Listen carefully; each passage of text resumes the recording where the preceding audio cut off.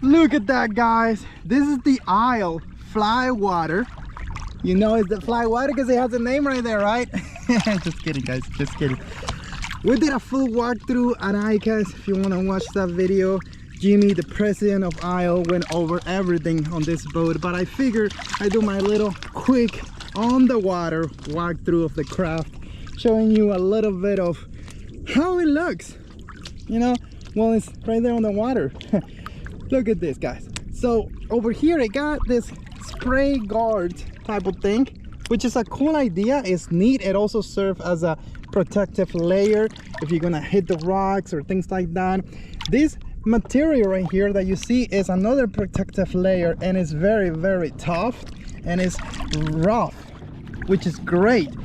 Now a fish fin will puncture through this, probably puncture all the way in, because you know it's a needle and needles are made to puncture through things. But the cool thing is, if you get a tiny puncture like that, I don't think you're gonna die. Why? Because it's gonna take hours and hours for the air of one of these chambers to get out. And the cool thing with this boat is that you have many chambers. You see those little balls? Those are air balls where you inflate it. So we got one here, one here, we got the middle piece.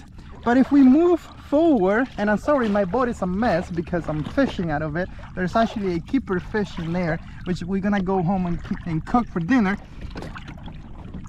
We have one bulb over there.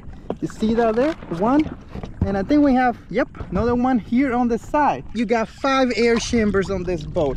The odds of all of them deflating at the same time are, well, if that happens to you, you're a lucky person and you should totally play the lottery because you're gonna win it. But anyways, one goes, you punch through one, it's gonna take hours for that air to get out. It's gonna give you enough time to get back to a safe spot. And if you have a tier A type B, kind of like a band-aid, you're gonna be able to plug it in, you know, just put the band-aid on it and go ahead and put some extra air in the thing and you're good to go. You're good as new. You could take a little tiny manual pump, just enough to give it enough air, because this thing is gonna float with just a little bit of air. The reason why we put so much air into this thing is because we want to make it rigid, and if it's rigid, that means it's gonna be a better craft on the water. It's gonna be able to glide through the water easier. It's not gonna be flexible, so it's gonna be faster and more efficient on the water. Talking about how this craft is set up, you see you have this infinity layer here that they like to show up because it's patented, and what that does, that is gives the extra rigidity to this craft. That means that you're gonna be able to safely put attachment to put motors here in the back. I always say that it's rated for a 5 horsepower, but I think they meant probably 5 horsepower electric, and I also think that is theoretic, like that's the limits, and you should not push things to the limit if you don't want to run into trouble. I do it here in the channel, as you can see. It's all full of dirt because I push it through the limit on a different video, but you shouldn't do that because I mean you want to have this thing and enjoy it and you want to be safe. But what I can tell you is that this thing can handle a very heavy battery, 30-40 pounds, a 3 horsepower electric motor like the one from Newport Vessel, which you should totally buy. Use coupon code ALIEX180 for that, save you 10%, and it's gonna go over 7 miles an hour depending how much load you have on the boat and how big you are. I push it even faster because I hit the current, but if you go against current, of course it's gonna be lower. But the point is, it could handle it, and you could design a system that you could steer this craft with a pole to make it super easy. Another thing that I'm gonna work on is I'm gonna put some foot steering, because it has this chain link that they call it, aisle chain link. I forgot exactly the name, but you could definitely rig it up. It's all the way up over here to the front bow of the boat, so you could definitely put some footrest in there and kind of have like a hands-free steering setup. Let me talk about the trolley motor here that I have. This is a Newport Vessel 36-pound trolley motor, 12-volt battery, 5 speeds, forward, 3 reverse.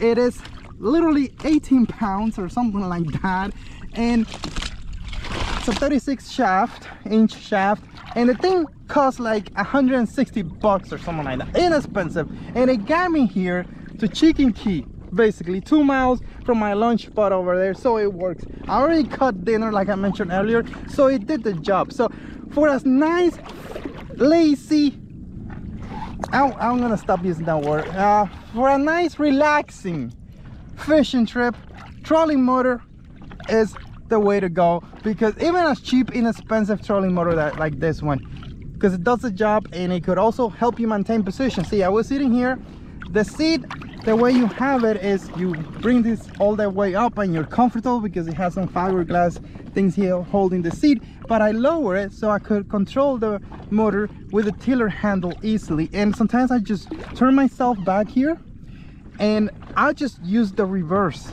like I put myself on the opposite end of the current or whatever, and I'm just casting forward, or I should say backward, and controlling everything with the reverse system. It's perfect to fish bridge or areas where you just want to be on top of thing. It's super cool. I 100% recommend trolling motors for fishing. Make it a spot lock, make it an auto boat, whatever the heck.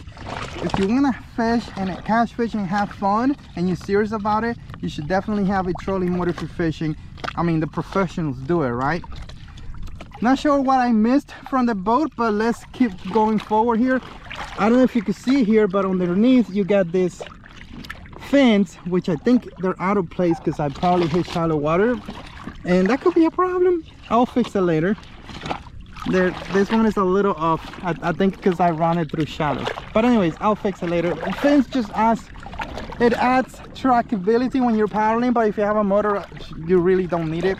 You got handles right here, 2 on each side. You also have switch blade YakAttack type of things that you could add YakAttack accessories, and you could make like a track mount. I'm thinking of actually also putting like a long track from here to there, so I have more attachment points. You could also glue more of this switch blades all over the boat, and I'm gonna be doing that as well. I'm gonna be adding 2 more D-ring here, so I could put a plate over here, and that trolling motor, instead of being in the rear, is gonna go here on the front, on the bow of the boat. Oops, sorry, I'm just, ooh, I think I don't know what the heck was that, but I stepped on something. Maybe it was a rock, I don't know. Do I have a cut?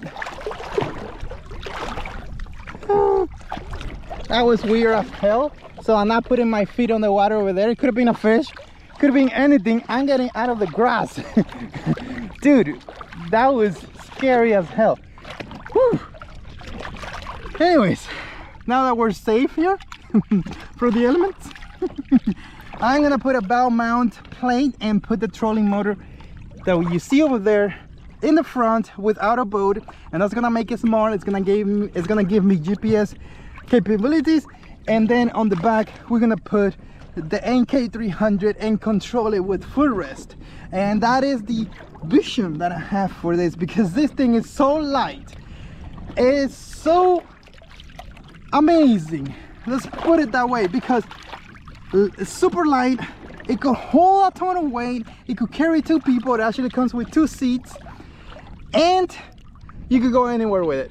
You could literally go anywhere with that craft, and having the dual motor setup just makes it extra special.